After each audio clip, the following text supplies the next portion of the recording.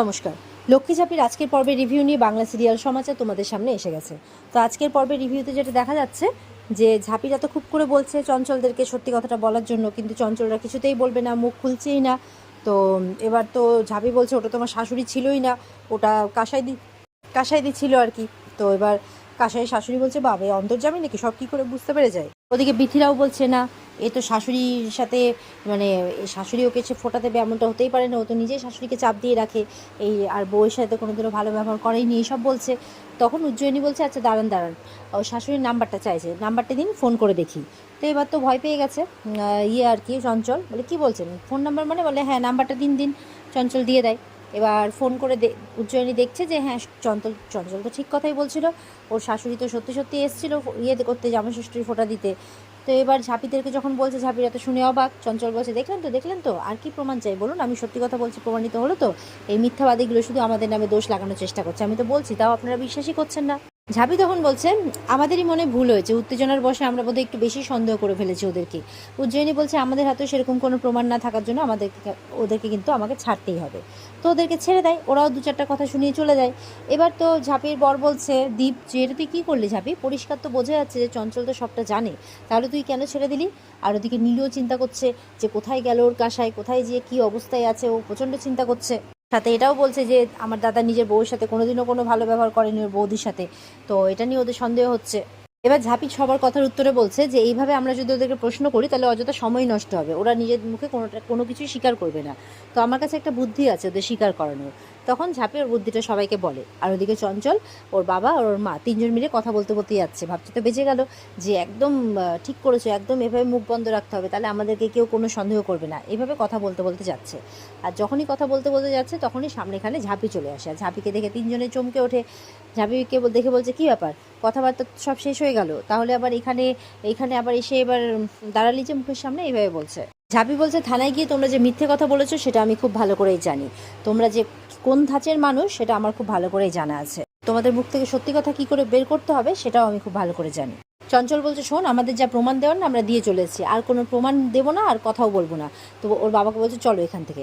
ঝাঁপি বলছে শেষবারের মতো বলছি কিন্তু সত্যি করে বলে দাও কাসাইদি কোথায়। এবার তো চঞ্চল রেগে গিয়ে ঝাঁপিকে একটা ধাক্কা মারে, তখন দীপ এসে ঝাঁপিকে সামলে নেয়। দীপ বলছে যে দীপ আগে চোখ বড় করে তাকিয়ে আছে, তো চঞ্চল বলছে এই আমাদেরকে ভয় দেখানোর চেষ্টা করবি না, বাবা চলো তো এখান থেকে। তখন দীপ বলছে ঝাঁপি তোদের সাথে অনেক ভদ্রভাবে কথা বলছিল, আমি কিন্তু অত ভদ্রভাবে কথা বলতে পারবো না, আমি 3 গুনবো, 3 গুনতে যদি সত্যি কথাটা না বলিস তাহলে কিন্তু রিভলভারটা বের করে। আর রিভলভারটা দেখে তো চঞ্চল ওর মা বাবা দুজনে একবারে কেঁপে ওঠে ভয়ে। ফার্স্টে তো ভাবছি এমনি ভয় দেখাচ্ছে, কোনো শুট করতে পারবে না। তো ঝাঁপি বলছে ওদেরকে বন্দুকটা চালিয়ে দেখিয়ে দিও তো যে তুমি বন্দুকটা চালাতে পারো কি না, আর যদি সেটা না করো তাহলে বন্দুকটা দিয়ে ওদেরকে আজকে এখানেই শেষ করে দিও। এবার তো ওরা ভয় পেয়ে গেছে, যেটা কী করছিস আমরা কিছু জানি না। আর দীপ কিন্তু 1 2 3 করে এবার গুনতে শুরু করেছে। আর ওরা না বলতে যখন 3 গুনতে যাবে 3 গুনে একটা ফলস ফায়ার করেছে দীপ, আর তখনই ভয় পেয়ে গেছে। তখনই চঞ্চল বলছে বলছি। আর চঞ্চলের শাশুড়ির ব্যাপারটা চঞ্চল কিন্তু আগে থেকেই বাড়িতে প্ল্যানিং করে ওর শাশুড়িকে ফোন করে, মানে ওর শাশুড়িকে তো এমনি দাবিয়ে রাখে, তো শাশুড়িকে ফোন করে সব শিখিয়ে পড়িয়ে দিয়েছিল যে আমি যেটা বলছি সেটা করবেন, না হলে আপনার মেয়েকে আমি আর এই বাড়িতে ঢুকতে দেবো না। ওই জন্য ওই ভয়ে ওর শাশুড়ি সব সত্যি মানে ওই কথাটা সাজানো কথাটা বলেছিল যে ওর সাথে চঞ্চলের সাথে ওই ছিল। ওদিকে ঝুমা কিন্তু ব্যাপারটা আড়াল থেকে দেখছে, তো বলছে কেসটা কি, ওদের মাথার উপরে এইভাবে ঝাঁপি আর মানে দীপ বন্দুক ধরেছে, যে ব্যাপারটা কি হচ্ছে জানতে হবে তো, এই বলে ও আড়াল থেকে সবটা কিন্তু শুনছে। আর এদিকে বন্দুক ধরে ঝাঁপিরা কিন্তু প্রশ্ন করেই যাচ্ছে। এরপরে তো ওরা ওই গুলির আওয়াজ শুনে একদম সত্যি কথাটা বলতে শুরু করে দেয় যে বলছি। তখন বলে যে কাসাই যখন আমাদের বাড়িতে এসেছিলো তখন কাসাইয়ের সাথে অনেক কথা কাটাকাটি চলছিল। তো কথা কাটাকাটিটা এমন বাজে পর্যায়ে পৌঁছে গেছিলো যে আমাদের কাছে একটা ভুল হয়ে যায়। তো ভুল হয়ে যায় শুনে তো ঝাঁপি আর দীপ খুব ভয় পেয়ে যায় যে কী ভুল করেছে, কাশের সাথে কোনো কিছু করে বসেছে কিনা, কী করেছে। তো ঝাঁপি তো একেবারে কলার ধরে দেওয়ালে ধাক্কা দিয়ে জিজ্ঞাসা করছে চঞ্চলকে যে কী করেছো বলো। তখন চঞ্চল পুরো ব্যাপারটা বলে যে কথা কাটাকাটি হতে ওর মা একটা ফুলদানি দিয়ে ওর মাথার পেছন দিকে মারে, আর ও হঠাৎ করে জ্ঞান হারিয়ে ফেলে। যখন জ্ঞান ফেরে তখন আর কাউকেও চিনতে পারছে না, মানে ওর স্মৃতি হারিয়ে যায়। আর এইসব শুনে তো দীপ ঝাঁপি স্বাভাবিক ওদের খারাপ লাগবেই। তো বলছে যে জ্ঞান হারিয়ে যায়, তারপরে ওকে ওই রকম মুখ ঢেকে ওকে বর্ধমান স্টেশনে একটা দূরপাল্লার ট্রেনে উঠিয়ে দেয়, আর সেখান থেকে চঞ্চল চলে আসে। তো এই ব্যাপারটা শুনে সবাই জাস্ট হতভম্ব। আর ওদিকে পুলিশ নিয়ে মানে পুলিশরাও কিন্তু সাইডেই ছিল, সবাই প্ল্যানেরই অংশ ছিল। আর নীলেও পুরো ব্যাপারটা শুনে তো জাস্ট মানে কি বলবে ওই সিচুয়েশানে কিছু বুঝে পাচ্ছে না। তো তো এবার তো ঝাঁপিরা বলছে এটা তোমরা কী করে করতে পারলে, এটা কী করে করতে পারলে, এই ব্যাপারটা একটা মেয়েকে তোমরা এভাবে মেরে, এভাবে ওর স্মৃতি হারিয়ে গেছে এই অবস্থায় ট্রেনে বসিয়ে ছেড়ে দিলে দূরপাল্লার ট্রেনে। মানে ওরা ভাবতে পারছে না যে এরা এত বড় একটা কাণ্ড ঘটিয়ে ফেলবে, মানে কেউ এটা ভাবতে পারেনি। নীলুও বলছে এটা তোরা কী করেছিস, তোরা মানুষ না অমানুষ, মানে এইভাবে বলছে। মানে শোনার পর আর কি আর কারো মাথার ঠিক নেই যে কে কী করবে, কী করে কাসাইকে বাঁচাবে, আর কিছু বুঝে পাচ্ছে না। নীলু তো আর নিজেকে সামলাতে পারছে না, ওর মা বাবা আর দাদাকে একদম চরম করছে। ওর দাদা ক্ষমা চাইছে নীলুর কাছে এসে, নীলুতে একটা চর কষে মারে ওর দাদাকে, ওর বাবারও কলার ধরে নেয়, পারে তো সব কটাকে মারে। এরকম একটা ব্যাপার যে এরকম একটা জঘন্যতম কাজ কী করে করতে পারলো।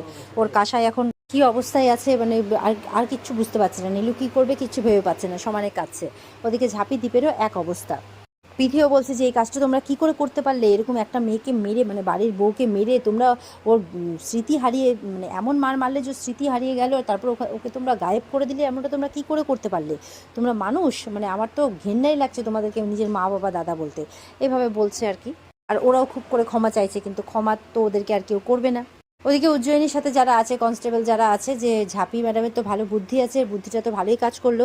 উজ্জয়িনী বলছে হ্যাঁ আমি ঝাঁপির সাথে এর আগেও কাজ করেছি, আমি দেখেছি ওর বুদ্ধি বেশ ভালো, ওই জন্য আমি ওর প্ল্যানটাতে না মানে রাজি হয়ে আর পারলাম না। ওদিকে ঝুমা সবটা জানার পর ওই ইনকাকে খবর করতে চলে যায়। তো নীলু বলছে যদি আমার কাসায়ের কিছু হয়েছে তাহলে ওর দাদা যখন কলার ধরে মারতে যাচ্ছে, তারপর বলছে তোর গায়ে হাত দিতেও আমার ঘেন্না করছে, এই বলে দাদাকে দূরে একদম ধাক্কা দিয়ে দেয়। ঝাঁপি তো চঞ্চলকে মারছে আর বলছে তোমরা মেয়েটার এমন অবস্থা করলে যে স্মৃতি চলে গেল। ঝাঁপি বলছে তোমরা ওকে কোন অন্ধকারে ঠেলে দিলে, তোমরা কি বুঝতে পারছো। বিতান তখন এসে বলছে এই জন্যই কাঁসাই দিয়ে ওইভাবে মুখ ঢেকে গেছিলো, আমরা এতক্ষণ ওটা বুঝতে পারছিলাম না, এবার বুঝতে পারলাম না, ওর তো কিছু মনেই নেই। এবার তো উজ্জয়িনী একদম কলার ধরে টানতে টানতে এনেছে ইয়েকেও, চঞ্চলকে, আর বলছে বল কাঁসাইকে কোন ট্রেনে ছেড়ে এসেছিস। বলে আমার মনে নেই। বলে মনে নেই, একটা চর মারে। বলে মনে করার চেষ্টা কর যদি মনে না থাকে। এবার তো খুব মনে করে ওর হঠাৎ করে ট্রেনটার নামটা মনে পড়ে, তখন সেই ট্রেনের নামটা বলে দেয়, যে ট্রেনটা একদম গিয়ে দিল্লিতে থামবে। তো এবার তো এটা শুনে আরও ঝাঁপি, দীপ, নীলু এদের মাথা খারাপ হয়ে যায়। নীলু বলছে ও তো বর্ধমানের রাস্তাঘাটই ঠিক মতো করে চেনে না, তাহলে দিল্লিতেও ও কী করবে, কী করে যাবে, কোথায় যাবে, কী করবে, কিচ্ছু বুঝতে পারছে না। এবার আরও কান্নাকাটি শুরু করে দিয়েছে, ভয় পাচ্ছে, চিন্তা করছে। আর ওদিকে উজ্জয়িনী বলছে যে ওর কলিগকে বলে যে এই ট্রেনটা যেখানে যেখানে থামতে থামতে যাবে প্রত্যেকটা স্টেশনের সিসিটিভি ফুটেজ অ্যারেঞ্জ করতে বলে। বিতান নীলুকে সামলানোর চেষ্টা করছে যে দেখো আমরা দিদিভাইয়ের একটা খবর তো পেলাম, এবার ঠিক কোনো না কোনোভাবে আমরা ওকে খুঁজে বের করবো।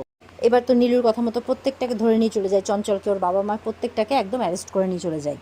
এদিকে নীলু কান্নাকাটি করছে, ওদিকে দীপ কান্নাকাটি করছে যে এখন আমার বোনটা কী অবস্থায় আছে, ও কিছু মনে নেই, ও এত দূরে কোথায় কীভাবে কী করবে কেউ কিচ্ছু বুঝতে পারছে না। তখন ঝাঁপি বলছে এতটা ভেঙে পড়লে হবে, সবাই মিলে যদি এতটা ভেঙে পড়া হয় তাহলে কীভাবে হবে, আমাদেরকে যে করেই হোক কাশের দিকে খুঁজে বের করতেই হবে। ঝাঁপি বলছে ও যেখানেই যাক না কেন আমি ওকে ঠিক উদ্ধার করবই। আর এমনটা বলতে বলতে এখানেই কিন্তু আজকের পর্ব শেষ হয়ে যায়। তো পরের দিন আমরা দেখতে পাবো যে সিসিটিভি ফুটেজে পুলিশ দেখতে পাবে যে কোন স্টেশনে ও নেমেছে, তবে ওখান থেকে ওরা কীভাবে খুঁজে পাবে সেটা আমরা আগামীকালকে রিভিউগুলোতেই জানতে পারবো। তো আজকের রিভিউ এই পর্যন্তই, বিস্তারিত দেখতে অবশ্যই স্টার জলসার পর্দায় চোখ রাখবে। আজকের রিভিউ ভালো লেগে থাকলে লাইক কমেন্ট করে জানাবে, আর আমাদের সাথে জুড়তে চ্যানেলকে সাবস্ক্রাইব অবশ্যই করবে। পর্বের বিস্তারিত দেখার জন্য অবশ্যই স্টার জলসার পর্দায় চোখ রাখবে। টাটা।